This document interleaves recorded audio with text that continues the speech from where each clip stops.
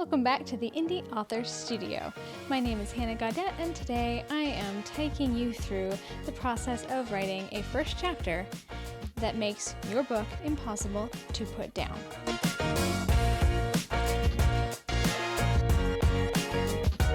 Let's face it, readers decide whether they're going to read a book more often than not based on the first chapter and sometimes the first page or even the first sentence.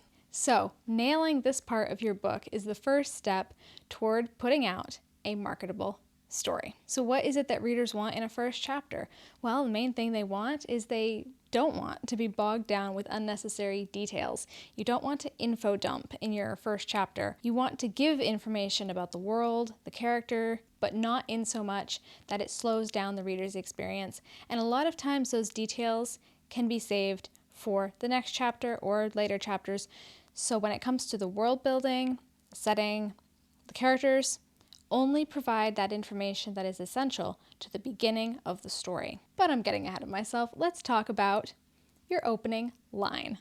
This is extremely important because your opening line is either going to capture the reader's attention instantly or not at all. Now, there are primarily two different types of opening lines. Actually, there are more, but there are two primary types that you will see used the most and that are the most successful at capturing readers' attention. And I'm going to put examples on the screen in a moment, but first, let's define which two types these are. The first type of opening line is the line that establishes the action. Very straightforward. It's a line that begins the action, or more accurately, it picks up in the middle of the action. And I'll have examples for that in a moment.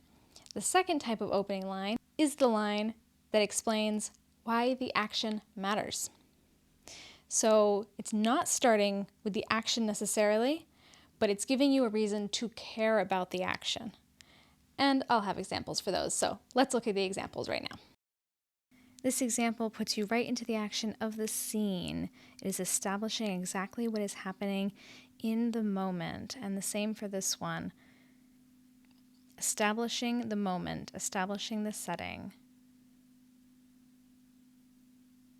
And this example gives the reader a reason to care about what is happening, even though we don't know the setting or exactly what's happening in the scene yet.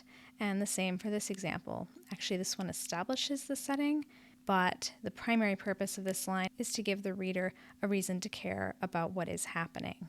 And your opening line should always be doing one of those two things. After the opening line, you want to introduce your character and the setting quickly.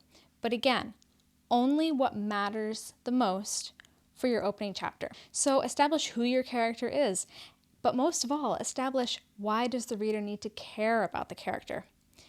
An example of this would be a prologue or a first chapter where it's intense, it's short, and there are very important things happening to the character. In that case, there's a lot of things about the character that we don't need to know right now. We don't need to know their whole backstory. We don't need to know what they ate for breakfast, or maybe even we don't need to know what they're wearing. We need to know what is relevant to them in this scenario. We need to know their emotional state, how they're responding to things, what they're afraid of, what they're trying to achieve in this moment. An opening chapter that starts with your main character on a normal day at the office probably is not going to cut it. Unless, of course, that normal day at the office gets disrupted with something very important or dramatic or climactic, depending on your chapter.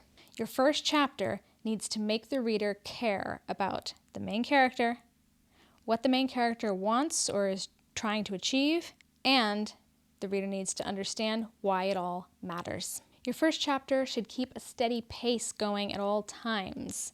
You don't want anything to lag with unnecessary conversation or unnecessary details. Keep the action going, keep the pace going. Generally speaking, your first chapter is going to start in the middle of an event, not at the beginning of the event. Of course, every situation is a little bit different, but generally, your first chapter is going to start in the middle of an event. Especially if it's an action-packed first chapter, you're probably not going to start with a lead-in to the action, or you might, but generally, it's going to start right in the middle of the action. One of the most important things to remember for your first chapter is this: end it with a cliffhanger. And I'm not talking about a cliffhanger where everybody is about to die or the car is about to crash, or not necessarily that type of cliffhanger, but with a question. Something at the end of that chapter is unresolved, and the reader has to turn the page to the next chapter in order to resolve it.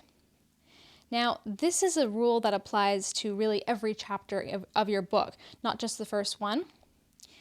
But not every chapter is going to lend itself to that kind of ending.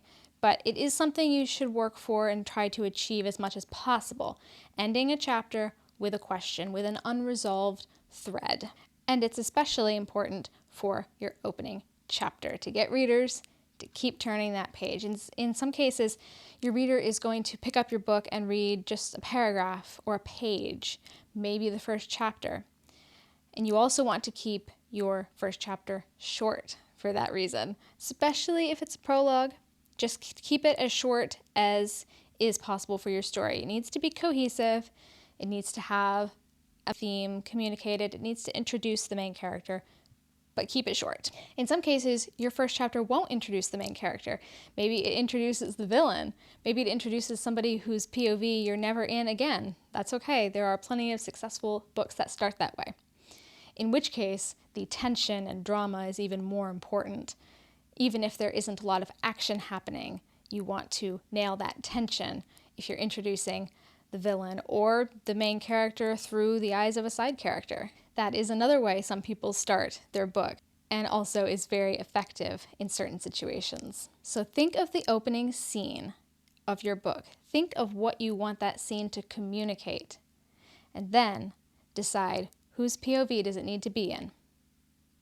Where do you need to start the action or start your opening line? Where does that reader need to start? What do they need to see first? That will tell you where to start it. And finally, when choosing an opening line, in general, try to choose one of those two types of opening lines, either the type that starts the action or shows you why the action matters. Both are very effective, and they will give you your start of a chapter that hooks readers. I hope this video has helped you. If you have any questions, feel free to drop them in the comments and I will try to answer them. Don't forget to subscribe, and I'll see you in the next video.